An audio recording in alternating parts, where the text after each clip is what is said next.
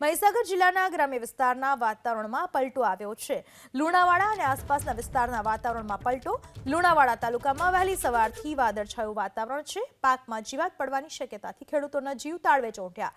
ચણા, ઘઉં, શાકભાજી સહિતના પાકમાં નુકસાનની શક્યતા સેવાઈ રહી છે।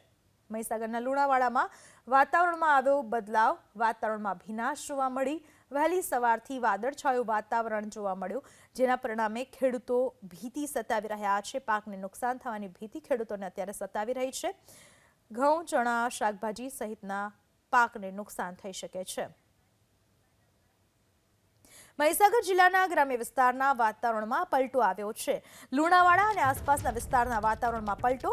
લુણાવાડા તાલુકામાં વહેલી સવારથી વાદળછાયું વાતાવરણ છે। પાકમાં જીવાત પડવાની શક્યતાથી ખેડૂતોના જીવ તાળવે ચોંટ્યા। ચણા, ઘઉં, શાકભાજી સહિતના પાકમાં નુકસાનની શક્યતા સેવાઈ રહી છે।